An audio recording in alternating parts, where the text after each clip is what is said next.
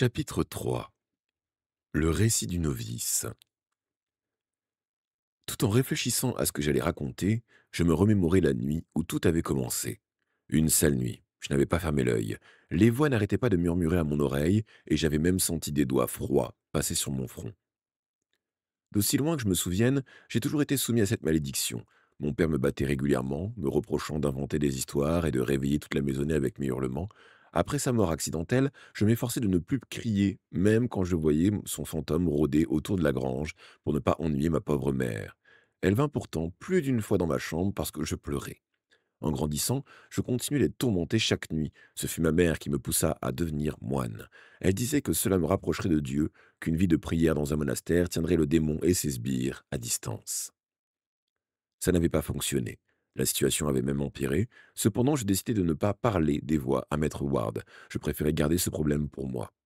Après cette nuit particulièrement éprouvante, j'avais bien du mal à garder les yeux ouverts, tandis que nous chantions matine à la chapelle. J'étais agenouillé sur les dalles froides, frissonnant, tâchant de me concentrer sur mes prières, quand frère Alzal, s'approcha et se pencha vers moi. Ici commence le récit que je fis à maître Ward. Le prieur veut te parler, me souffla-t-il à l'oreille, tout de suite. À cet ordre, mon cœur battit plus vite. Le prieur ne m'avait jamais reçu en personne. Que me voulait-il? Frère Alzal, le maître des novices, était une espèce d'ours irascible, rien ne lui échappait. Autrement dit, il n'était jamais content de mon comportement. S'était-il plaint de moi? M'avait-on entendu crier la nuit? Empli d'appréhension, je frappai à la porte du bureau du prieur, et il me cria d'entrer. Il était assis sur un grand fauteuil recouvert de velours rouge, et il éternuait dans un mouchoir taché. Il y avait deux autres sièges, mais il ne m'invita pas à m'asseoir. Le monastère de Kerzal était froid, parcouru le courant d'air de l'automne jusqu'au printemps, et même à ce moment-là, à la fin de l'été, mais dans le bureau du prieur, il faisait chaud. Un bon feu brûlait dans l'âtre et les étincelles montaient dans la conduite de la cheminée. Le prieur avait toujours ce qu'il y avait de meilleur. Il aimait faire bonne chère, et on lui portait dans sa chambre, sur un plateau d'argent, des repas spécialement préparés pour lui. On disait qu'il était assez copieux pour nourrir une dizaine de moines. Vrai ou pas, on voyait à la face rougeaude et sa large panse qu'il ne mourrait pas de faim. Je ne m'imaginais pas pouvoir devenir un jour aussi gras. Frère Beowulf, me salua-t-il, on m'a fait de bons rapports sur vos progrès. Les frères disent que vous avez une belle écriture. Ce compliment était tout à fait inattendu. Merci, père, marmonnai-je. Oui, on me dit que votre graphisme est agréable à l'œil et que vos copies sont d'une grande précision. Il y a cependant un point qui vous a valu d'être réprimandé à plusieurs reprises. Je baissai la tête honteux. Je savais ce qui allait suivre et je comprenais pourquoi il m'avait convoqué. Frère Alzal vous a surpris par deux fois à créer votre propre texte, à écrire les histoires de votre cru. C'est un grand péché, ne savez-vous pas que les œuvres d'imagination finissent par mener à d'irrésistibles tentations? L'imagination appartient à Dieu seul. Ce n'est pas à nous, pauvres humains, d'exercer une telle faculté. De plus, vous avez gaspillé un papier précieux. Expliquez-vous, mon garçon. Cramoisi, je gardais la tête baissée. Je vous demande humblement pardon, père. Je n'ai rédigé que de brefs comptes rendus de ma vie au monastère. J'ai noté des choses afin de pouvoir un jour dans le futur garder un souvenir précis de cet heureux temps. Le prieur me fixa d'un air sévère. C'est une grande faute, frère. Cependant, vous pouvez faire de vos capacités un usage qui vous vaudra le pardon de Dieu. Je levai les yeux étonnés. Le prieur poursuivit. Il y a un épouvanteur dans la région. Il s'appelle Johnson et il a besoin d'un secrétaire. Il est prêt à rémunérer généreusement le monastère en échange de ce travail. Il a défini les qualités qu'il attend de son employé. Et vous êtes le seul moine qui, bien que novice, réponde à ses critères. Vous deviendrez donc son secrétaire jusqu'à ce que le travail qui l'attend de vous soit achevé. Cette fois, je restais stupéfait. L'Église considérait l'activité des épouvantards comme impie, même si, dans mon village, on appréciait leur efficacité. Ils nous débarrassaient des suppôts de Satan, comme les gobelins, les spectres et les sorcières. Les gens avaient beau éviter de les côtoyer, ils étaient bien contents d'obtenir leur aide. Quand j'étais enfant, une créature poussait des cris la nuit et tuait le bétail d'un fermier voisin. Une seule visite de l'épouvanteur avait résolu le problème. Bref, plus j'y pensais, plus l'idée de devenir le secrétaire d'un tel individu m'intéressait. Ça me changerait de la routine du monastère, et qui sait, peut-être cet épouvanteur saurait-il résoudre mon problème personnel. Désire-t-il que je copie un livre, père? demandai-je, non sans curiosité. Non, frère Beowulf, il veut que vous rédigiez un récit de ses exploits en tant qu'épouvanteur, un ouvrage qu'il pourra laisser à la postérité. Tout cela est folie et vanité, un péché ajouté à tous ceux qui le mèneront certainement en enfer. Perplexe, je l'interrogeai. Je ne comprends pas, père. Ne commettrais-je pas le même péché en participant à son entreprise?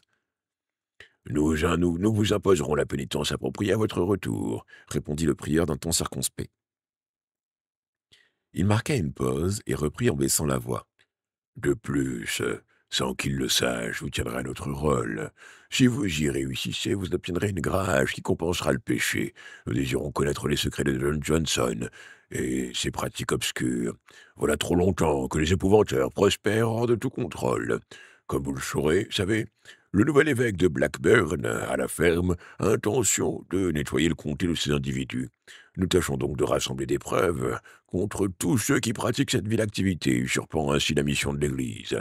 Sans le vouloir, l'épouvanteur Johnson s'est mis en notre pouvoir. Le prieur se frotta les mains d'un air satisfait. Quant à moi, je n'aimais guère l'idée de jouer les espions. Ça pouvait se révéler dangereux. Qu'arriverait-il si l'épouvanteur me perçait à jour? D'un autre côté, il m'était impossible de ne pas me soumettre à un ordre du prieur. Et je devrais vous rapporter ce que j'aurais découvert, père? Il me fixa les sourcils froncés. Vous ne mettrez rien par écrit, de peur que Johnson ne découvre vos notes. Frère Alzal m'a dit que vous aviez une excellente mémoire. Vous utiliserez ce don de Dieu pour engranger vos observations. Johnson se condamnera probablement lui-même en vous donnant de sa bouche détails à consigner dans ses annales. Ce que nous découvrirons sur lui nous renseignera sur tous les épouvanteurs. Vous serez appelé à témoigner au tribunal devant la côte cour. Je parie qu'avec votre aide, tous ces individus auront péri sur le bûcher avant la fin de l'année. Je sentais sur moi le regard de maître Ward, mais son visage était dans l'ombre et je ne pouvais pas lire dans ses yeux. Donc, on t'a chargé d'espionner Johnson, commenta-t-il. J'acquiesçai et me préparais à poursuivre mes explications quand il me fit taire d'un geste de la main. Et tu savais que tu trouverais que ce que tu trouverais servirait de preuve pour mener les épouvanteurs au bûcher. Il baissa la main pour me permettre de répondre.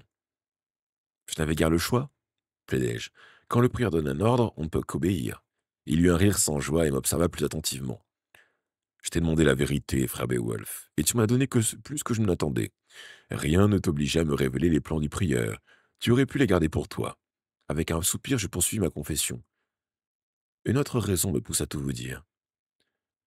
Ces derniers temps, mes réflexions ont pris un tour différent. Je ne veux plus être moine. Que nous réussissons ou non à sauver Johnson, je ne retournerai pas au monastère. Vous n'avez donc pas à vous inquiéter du rapport que j'aurais pu faire. Maître Ward parut surpris. Je vois. Et qu'envisages-tu de faire ensuite? Comment penses-tu gagner ta vie? J'avais réfléchi à la question et je haussai les épaules. J'ai grandi dans une ferme, je connais le métier. Malheureusement, je ne peux pas retourner chez moi. Mon père est mort, ma mère est morte, à son tour lors de mon 3e mois de noviciat. Je me tus, saisi de tristesse à ce souvenir. Après l'annonce de cette nouvelle, frère Alzal m'avait signifié que le prieur me refusait l'autorisation d'assister aux funérailles. Le monastère était ma famille désormais, et je pourrais y prier pour la défunte mieux que tout autre lieu. J'en éprouvais encore du ressentiment. Néanmoins, je poursuivis. C'est mon frère aîné qui a repris la ferme, et il peine à nourrir sa famille. Je ne serai pas le bienvenu, mais je connais le travail. Je trouverai sûrement à me louer comme ouvrier agricole. L'épouvanteur eut un signe de compassion, puis il se leva, s'étira, et bâilla. Assez discuté pour ce soir, tu me raconteras demain ce qui est arrivé à Johnson. Tâche de dormir si tu le peux. Juste une dernière chose. Je me levai à mon tour, curieux d'entendre la suite. Si tu entends crier, ne t'inquiète pas, je serai sans doute en train de tuer la sorcière. Il faisait trop de bruit pour que je voie son expression. Parlait-il sérieux? Il faisait trop noir pour que je voie son expression. Parlait-il sérieusement? Comme à l'ordinaire, je fus long à trouver le sommeil, et cette fois, ce n'était pas seulement la peur de faire des cauchemars qui me tenait éveillé.